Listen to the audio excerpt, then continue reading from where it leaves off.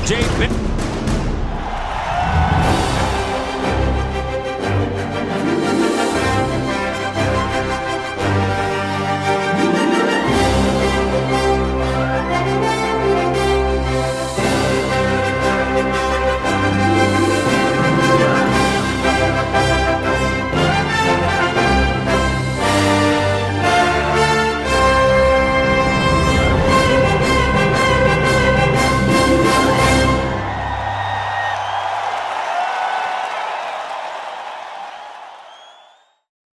Good evening. We're going to be talking about the New York Knicks Toronto Raptors mega deal. We have a little bit of a sample size, and I have Mike Luciano here. He's a return guest. He runs a beat writing magazine called Raptors Rapture. By the way, our Rhode Island fans love the name. So what's your thoughts on the trade? Well, first of all, were you surprised? I was surprised.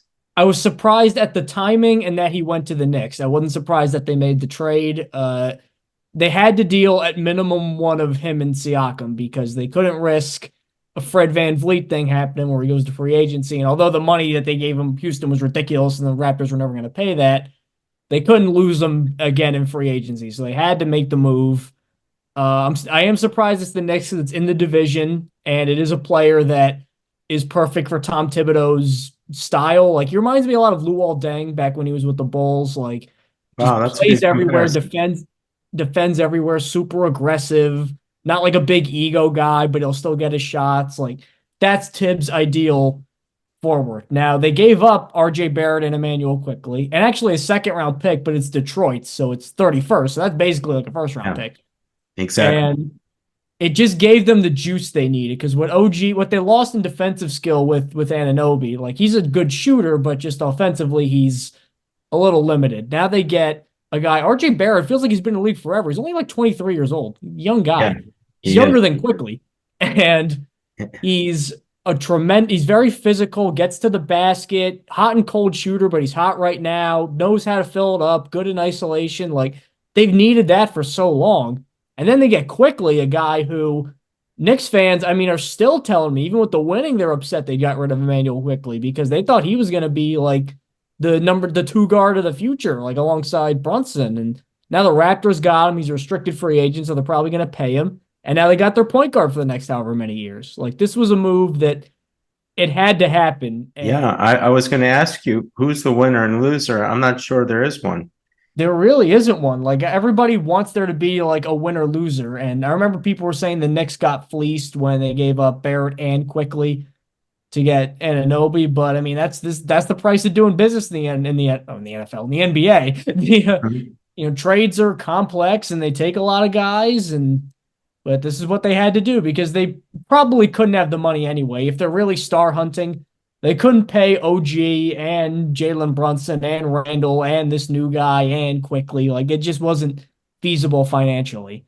Like, they tried to extend Quicklly in the offseason and they didn't get a deal done. So when that happened, I feel like people kind of knew the writing was on the wall. So at least he gets to come to a spot where he can kind of run his own team. He can start, which he didn't start in New York. He played a lot of minutes, but he didn't start. He was always like the sixth man. So even though there may not be, like, they may go from a playoff team to a team that's not in the playoffs right now, Barrett and Quickley, but they're getting more opportunity individually. How good are they? What is the strategy behind this move other than getting a future point guard, a star point guard in Quickley? Barrett, who knows? He's, like you said, he's only 23. What's their plan? And those two they're doing really well. The fans are going crazy. R.J. Barrett had 36 points the other day. They must be thinking about 6 months forward now. Well, or do they develop?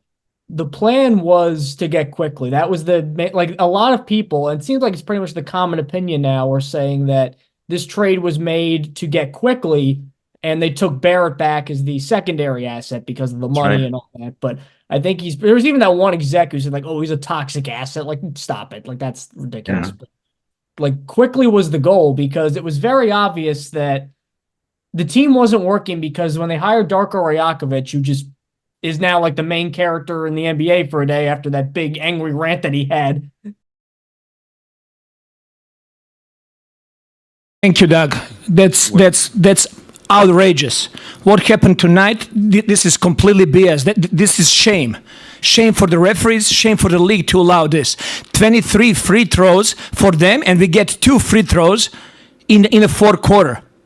Like, how to play the game. I understand respect for all stars and all of that, but we have star players on our team as well. How's possible that Scotty Barnes, who is all-star caliber player in this league, he goes every single time to the rim with force and trying to get to the rim without flopping and not trying to get foul calls. He gets 2 free throws for the whole game. How's that possible? How are you going to explain that to me? They had to win tonight? If that's the case, just let us know so we don't show up for the game. Just give them a win. But that was not fair tonight. And this is not happening first time for us. Scotty Barnes is going to be all-star. He's going to be the face of this league. And what's happening over here during whole season, I've been calling it back, it's a complete crap. Thank you. Back onto that, I bring up Rajakovic because he clearly wanted to play a more up-tempo, pass the ball a lot, shooting the 0.5 offense. Yes. Where you're shooting the ball out, you're making quick decisions, and most of his team was built for Nick Nurse, which he did a lot of that when he had better players, but the last couple of years it was slow it down, cause chaos, offensive rebounds, like it was less beautiful to watch. It was a little more winning ugly, but that's how the team was built. So when they get rid of Precious Achiuwa and Ujiri and Anunoby and they get Barrett and Quickley in, all of that is to get a point guard, because Dennis Schroeder's an okay point guard, but Raptors fans didn't like him in the starting lineup. They thought he was shooting a little too much. He was dominating the ball too much. So this allows him to move to the bench, to just really be the guy who dominates the bench. Now you get Quickley and Barrett in there, who are both really good scorers. And then Barnes and Siakam have still been playing really well. Like that's what everybody's worrying about is, are they going to fit alongside one another? Him and Pascal Siakam mostly.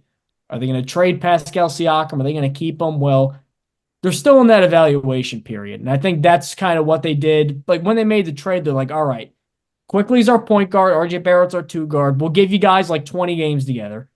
If it looks like you're working, then we have proof it works. We could extend Siakam. If not, we could trade Siakam, move like fully into rebuild mode, but we'll still have Barrett, Barnes, Quickley, BBQ, barbecue. That's what guys are calling them.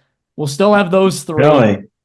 Oh, yeah, it's spicy barbecue because Pascal nicknamed Spicy P, so if they keep him, that's the variation. But they're like, if it doesn't work, these 3 guys, we got them. You're the man. It's your team. So they got Barrett and Quickley. I know that Quickley was the main addition, but I think that both of these guys are going to be around for a long time. It's good for RJ, too, because he's Canadian, so that's got to be nice. It was funny. I thought he would be so happy, but he fell in love with New York, and it doesn't hurt when you have all those stars in the front row. And I know I mean, imagine if you lived in New York and you were a star player and they go, oh, you got to go across the country and get across the country to another country and get a Canadian bank account and you got to do all this. Like, that's why Canada doesn't get free agents. It's just like, I remember Lou Williams was talking about this too. He goes, stuff you don't even think about. You got to get a whole new bank account. None of the TV channels anymore. You don't know any of the restaurants over here. Like that. That's a big thing because it's your everyday life. But I guess because Barrett grew up like that, there's just an added sort of comfort level here. So he said when he was on the Knicks, there's a little pressure. I was born to be a Knick. I was bred to be a Knick. That's the confidence, and it is true. And a lot of times you're going to see he's resilient. He's playing very poorly at times, and then he comes out and he hits a big 3 or a bunch of 3s. So I've seen that in some really big games. So I think you'll like that part. The problem is his efficiency is an issue, and his 3-point shooting has kind of got backwards. So the fans and the front office probably were a little frustrated with that. Tibbs loved him. I know that. But see, the thing, though, with the shooting going down like that, New York's offense works really good because Brunson and Randall are good, but it's very slow and it's very isolation heavy. Like a lot of times they just clear out and they let Brunson and Randall go to work and Barrett too. But even though he's not a great passer, I think that's why I think this offense in Toronto might be better for him because it's it's very like European style which Rajakovic is Serbian and he comes from that sort of tree, but it's, everybody handles the ball, everybody eats, everybody makes passes. Like, I feel like that might be better for Barrett because there's less we have to win because of your individual excellence, and there's more if you're open, shoot it. If the other guy's open, pass it to him. So I think that might end up being, plus they're just playing faster and getting more shots up anyway. So just the probability, like how math works, if you shoot more, you're probably going to make more shots. So well, he does go downhill really well, and he just has a knack for getting really close to the basket and not getting blocked. So you're going to fall. That's been the most impressive thing is how many times he's just gotten on a smaller guard and just like bullied him and gotten an and one. Like he's not like a muscular guy, but he's got this, like he plays a lot bigger than he's listed as, which I like. Now looking at the Knicks side, and you know more than I do about OG, but what I'm surprised, the defense, I knew he would be great, and the Knicks were absolutely horrendous, especially when Robinson went out. They were giving up about 128 points.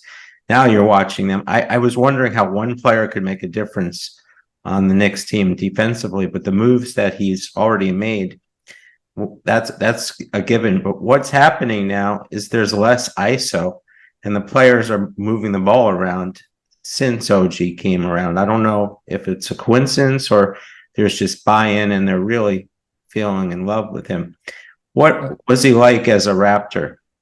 Well, one of the problems with him as a Raptor, and I love OG, but one of the problems was they kept waiting for him to be that like isolation score. Like they wanted that to be the next step he took. And he just kind of, it didn't really take.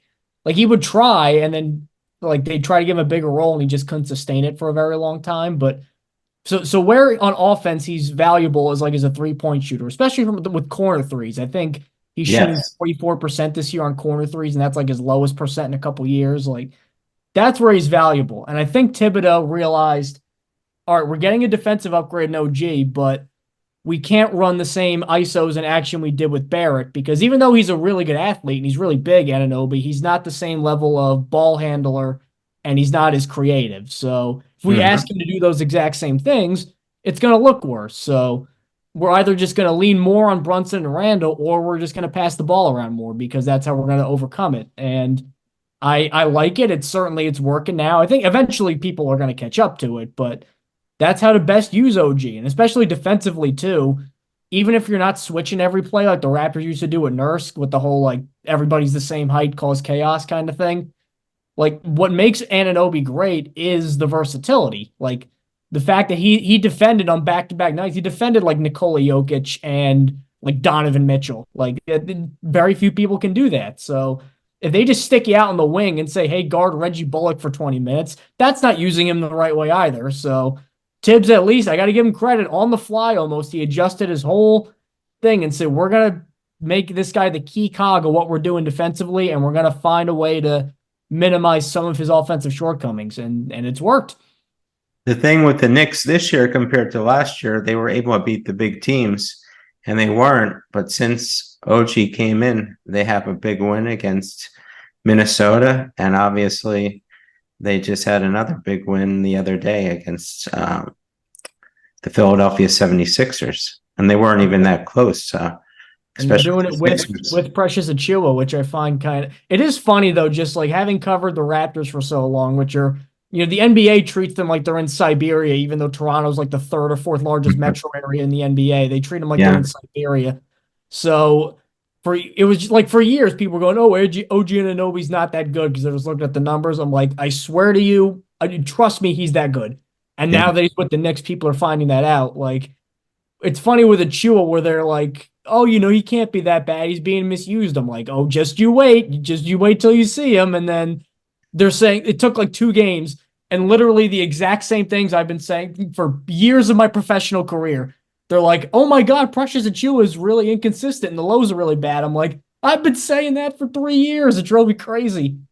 I was reading the tweets and I was one of those that drank the Kool-Aid. I watched his style. He looks like a Tibbs player, really aggressive.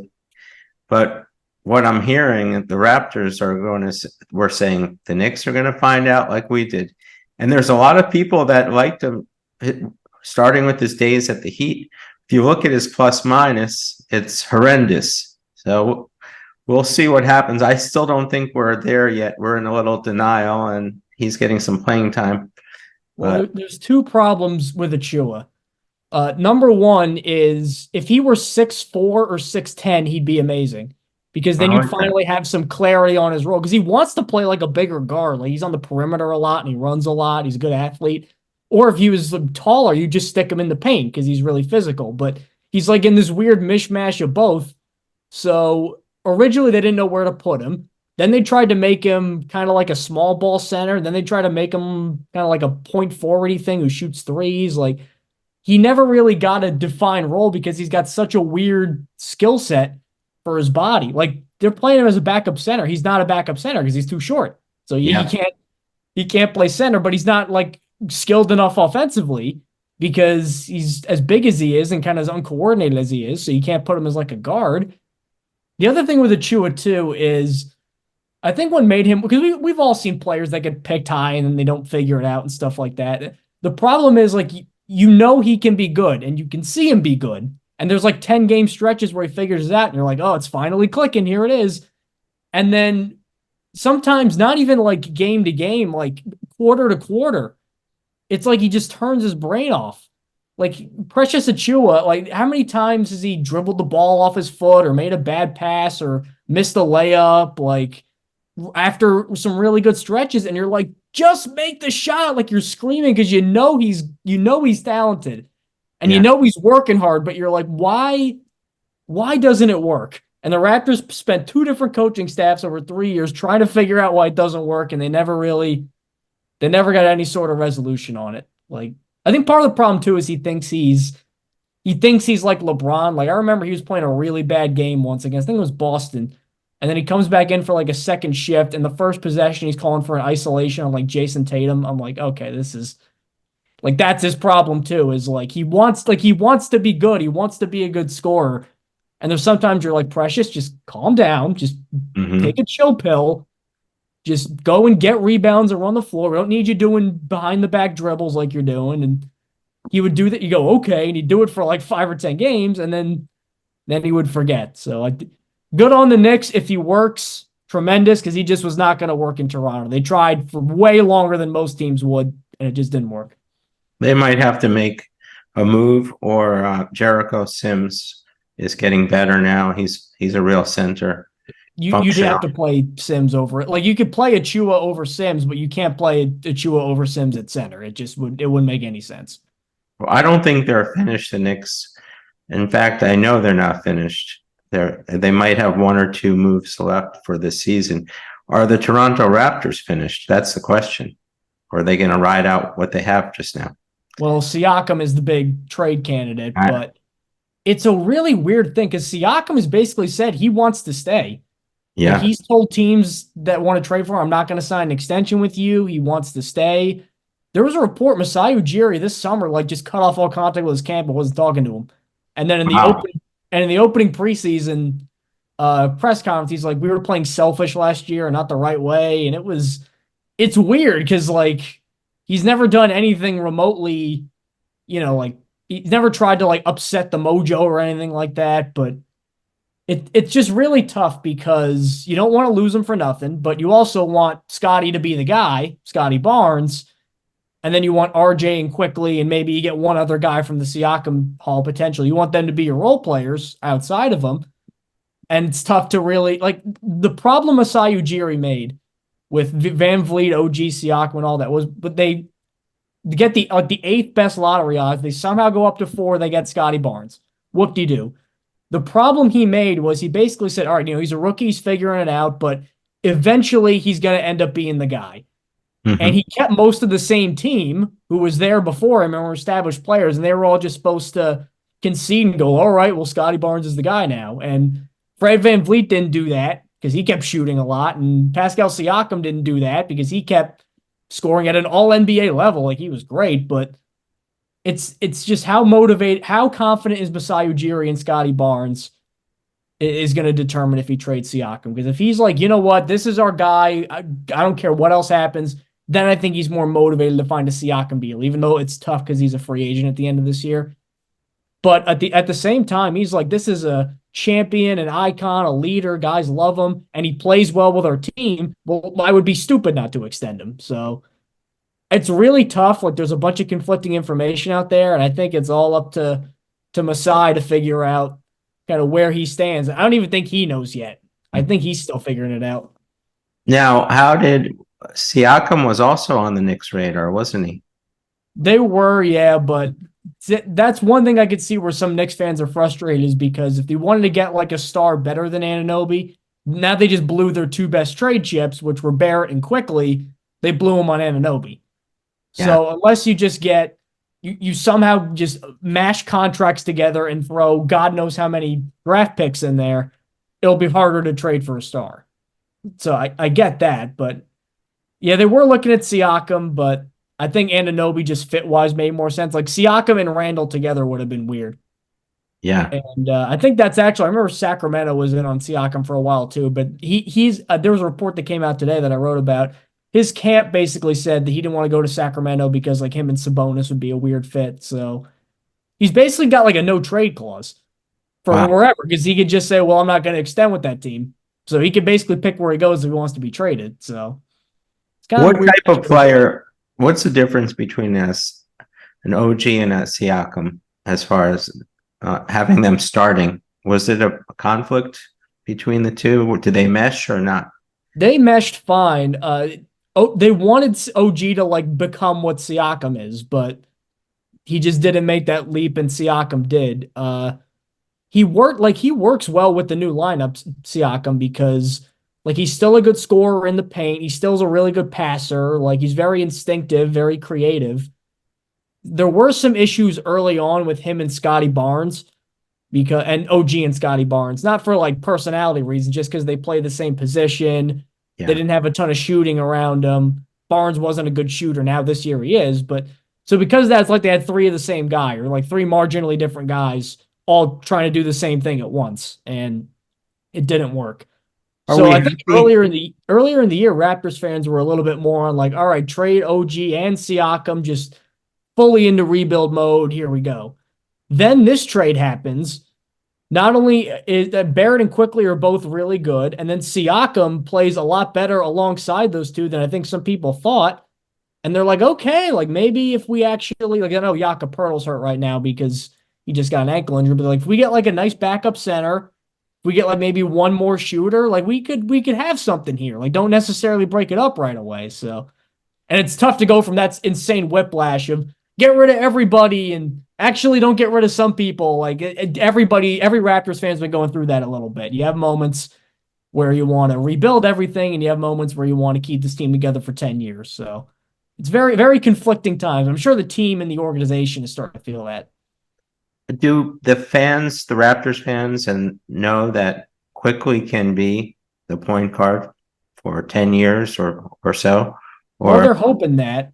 He's kind of like a combo guardy hybrid. He kind of plays both guard spots, but he's a restricted free agent at the end of this year. But the Raptors, if they would be shooting themselves, forget in the foot, in the head, if they didn't let Quickley go without matching it. So it seems like Quickley's going to be here for a long time. And if you go talk to any Knicks fan worth their salt, I mean, the first thing they'll tell you in terms of grievances with Tibbs, first thing they'll tell you is didn't play Emmanuel Quickley enough. Like, because I remember not a couple years ago, last year, he started like 20-something games as a starter. He averaged 22 a game. And that was in the Knicks offense. So, like, he's immediately a very good shooter, very crafty, does his job on defense, very good passer. Like, it's all the stuff you want in a point guard. And pretty much Van Vliet was a good shooter, but he wasn't nearly this kind of athlete or this fast or anything like that. So, for quite some time, the Raptors have missed a guard like this. So I think because they finally, after years of begging Masai to like stop drafting, he didn't draft Achiuwa, but he got him. Stop adding guys like Precious Achiuwa and Chris Boucher, where it's 6'8" power forwards who can defend but can't shoot. They're like, enough with that. Get us like an NBA guard who can play in the modern NBA, like Emmanuel Quickley. I think that's why fans are really starting to love him. It's because they're like, finally, we're playing real NBA basketball here. And he did take a dig at Tibbs. He said, the coach of Toronto said, just go out and have fun. So he's basically saying Tibbs is not a fun coach to play for. They love the guy, but well, they hired Darko Rajakovic. Go listen to his press conferences. Everything is. He said this a lot. Like, it's not like a language thing. It's just.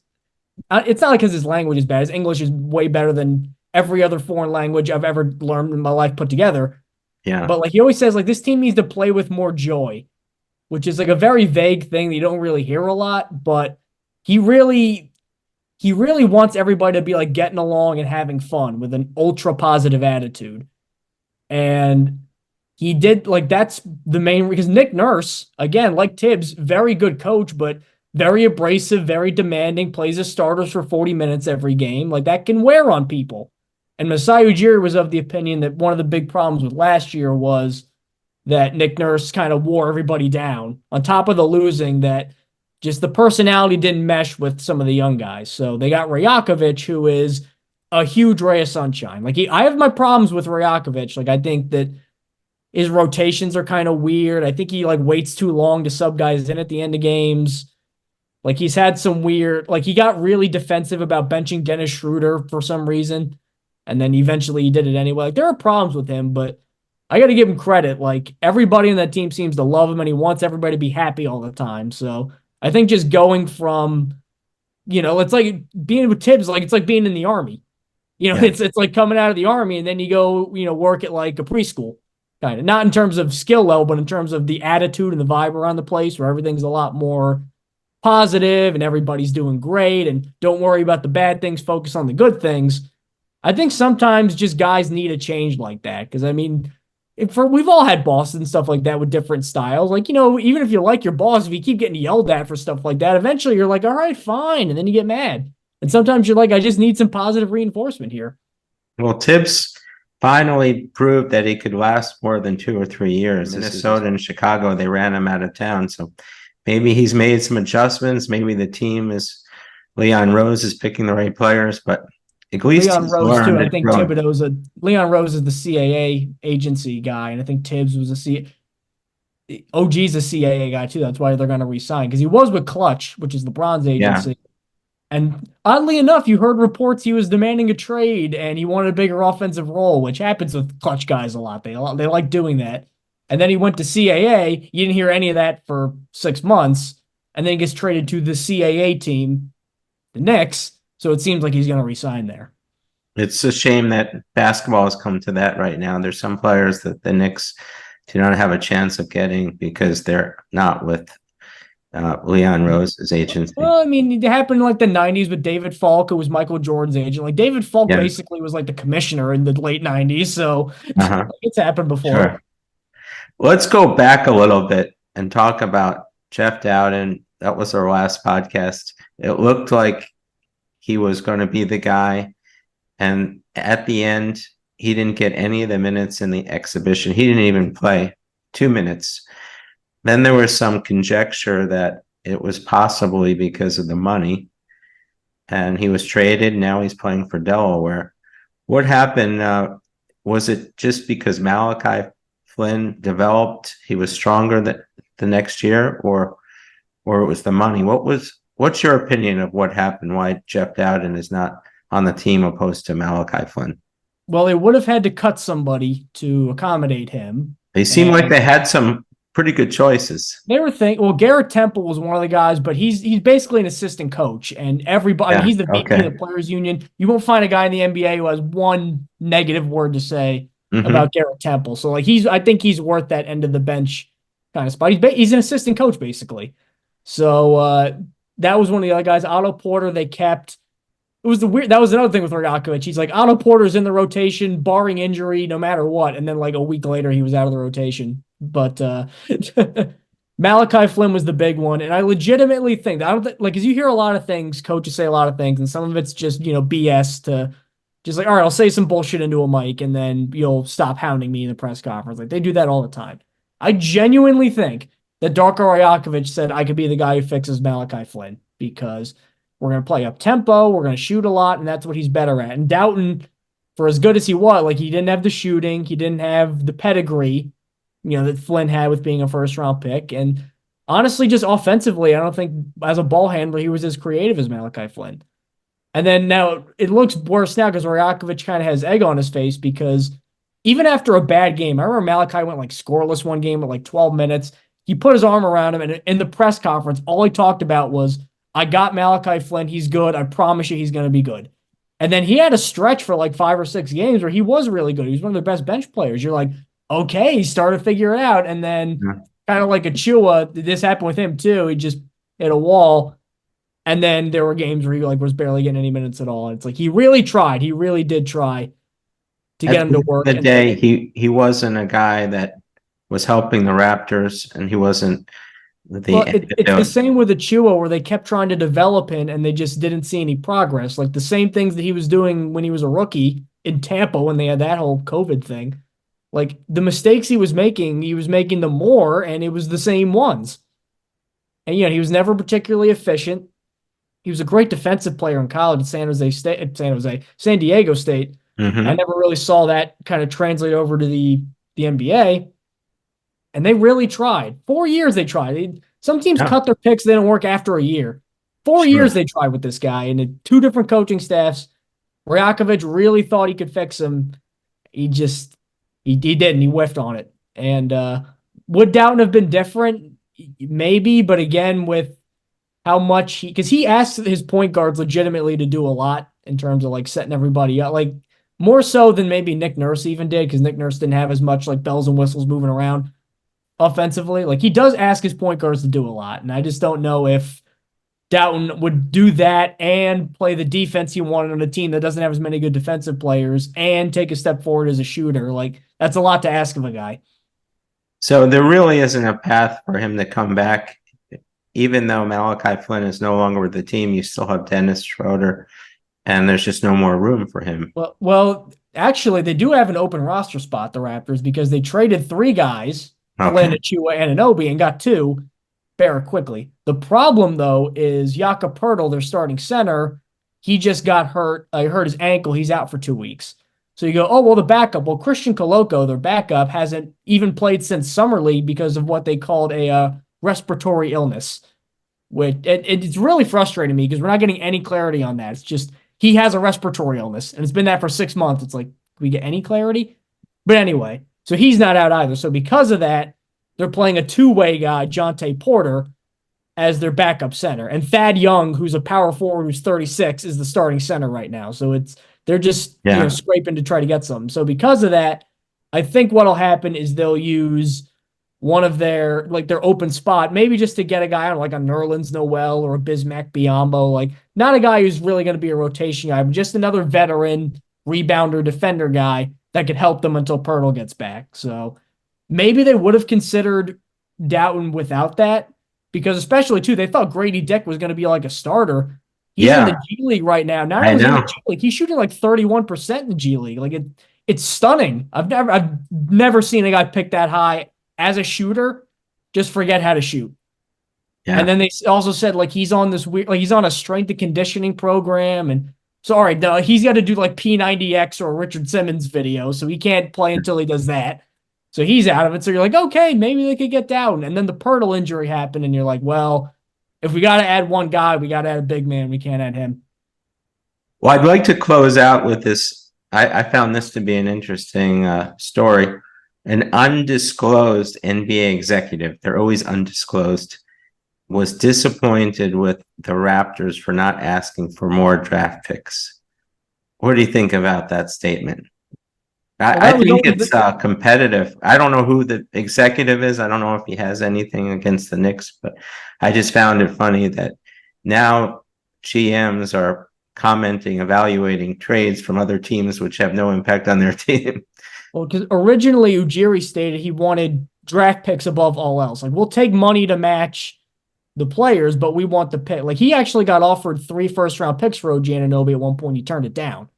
Wow. Now, it probably would have been heavily protected. Like, like we have the number 20 pick, and if it's lottery protected, so he probably didn't want any of that. But it seemed, and when you see headlines like that, like, oh, they turned down 3 first-round picks for Anunoby, like people start laughing at you. And then in the middle of this, they decided, you know what, Knicks, even though you have a lot of first-round picks, we're not going to ask for one of them. We're going to ask for the players Barrett and Quickley. I think that mostly just either they pivoted, maybe they thought, you know what, this team is actually better than I thought they'd be. They just need a couple tweaks here or there. But I mean, I would have liked them to get more picks too. But at the same time, I guess they're viewing that second rounder as basically a first because it's the 31st pick. So if they got the 29th pick, I mean, there's virtually no difference really between the 29th. Well, maybe there is some because the Raptors passed on Desmond Bane for Malachi Flynn, but that's another thing. But they got a reasonably high draft pick, and they got a potential point guard of the future and a guy who is going to be in the starting lineup for a pretty long time. And although his contract's not great, the cap's going to keep going up and it won't look as bad. So when you sell it like that for a guy who was honestly probably going to leave, like it looked like more and more like he was going to leave. Like no matter what happened with Siakam, it looked like he was going to leave. So to get that for a guy who's an expiring contract is pretty good GMing, in my opinion. And then you have a lawsuit. And if there's a lawsuit between two individuals, Ujiri should get bonus points. The team is suing him and he fleeced them almost. Yeah. How do you do I was that? suing you, would you want to do any other business with me? Exactly. Yeah. There was a joke I saw where some people said like maybe that was also in the trade that you have to drop the lawsuit to get the trade finalized. But yeah, I'm not a labor lawyer. I don't know, what constitutes intellectual property or not, but just my personal, just totally my opinion. It seems like one of those things where it's like you're not technically allowed to do it, but they're making a bigger deal out of it than it is. Like basically the guy had like a Knicks login with a bunch of like videotapes and scouting reports and stuff like that, and he used the login with the Raptors like that. It's not like the Knicks are trying to make it seem like it's Mission Impossible, like Cold War espionage stuff, when it really, I think it was just a guy was really careless and kind of stupid and not giving. He didn't give his work laptop back after he left the job, I think was pretty much the sum of this, and they're treating it like like the Soviets got a hold of some codes or something like that. Well, I guess some people were a little unrealistic when they thought we were. I say we because I am a New York Knicks fan, and this whole show was premised on Knicks versus Raptors in some way. But I think we're both being pretty honest about our teams. But there was a point where Knicks fans thought there might be a draft pick involved, and I think by now we know it's just going to be a cash settlement. Yeah, it's going to be that. Maybe the worst case scenario, the Raptors lose like a second round pick 2 years from now. Like that's what it's going to be. Like I just find it funny that because it's James Dolan, so he's like, Adam Silver's not a good, legislator. Adam Silver's a lawyer. That's how he got famous. Not got famous, how he, made his way. He's really? Like, he's not a valid person to hear this, and this is a disgrace. I'm like, okay, calm down. This move, and I'm pretty sure the Knicks will make some more moves, but if they don't make moves, is this enough to push them past the second round, which they couldn't get past the Heat? Are they good enough with this new group? One player could make a difference sometimes.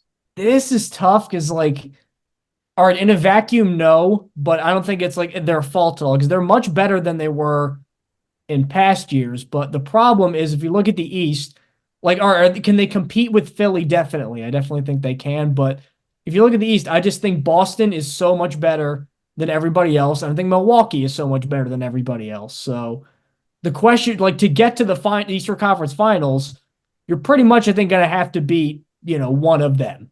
Yeah. And then to get to the finals, you definitely have to beat at least one of them. So I don't think they're in that tier yet. And I get why some fans might have wanted a Donovan Mitchell or a Karl Anthony Towns because they have some doubts about Jalen Brunson being 6'1" and being, the primary player on a championship team. Because I remember people ripped Becky Hammond for talking about him on ESPN. She didn't say Jalen Brunson was bad. She just said outside of Steph, how many number one options that are 6'3" or shorter have won a title? Very few. Yeah. So I could see why they wanted one more guy, but it does make them a lot better. Just in a vacuum, they're a much better team. The team just fits better. You don't have to.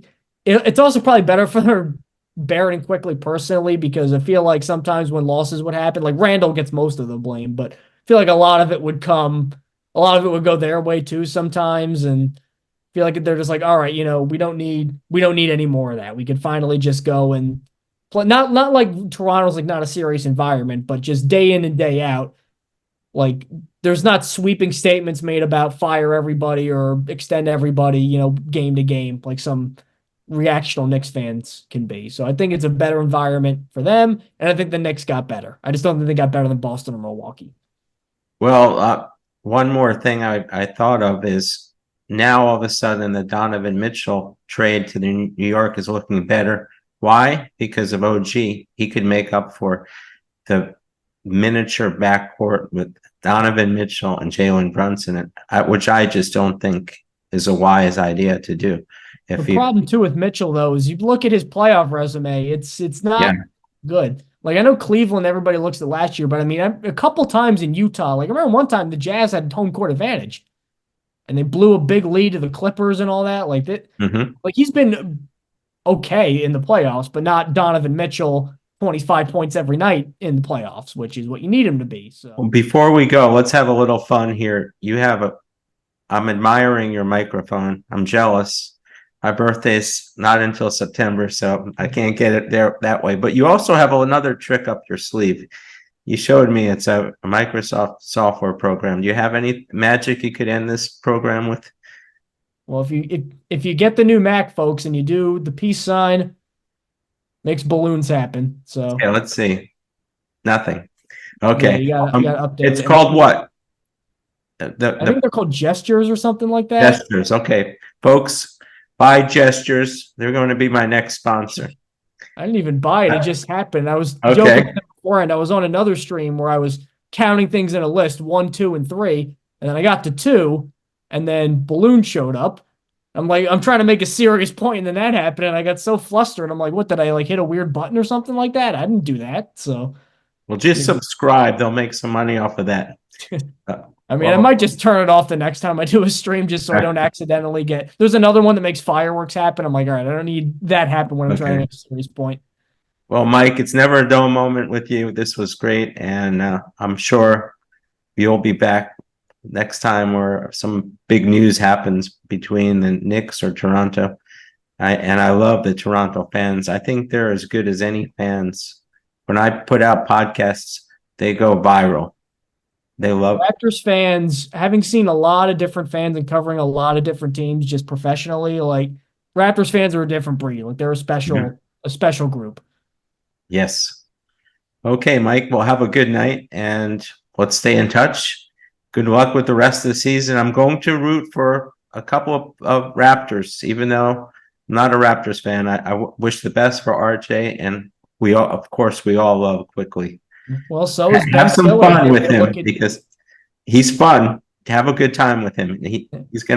His moves are just, his floaters are just sublime. Well, I like his 3 celebration when he starts skipping. That's because he has a different coach right now. Well, when there wasn't much skipping with his skip thing, and then the whole bench starts doing it too. Like they've really adjusted pretty well, which is kind of cool. Things are a little different now for him. Oh yeah. Okay, great, Mike. Have a good night. And thanks again for coming by. Anytime.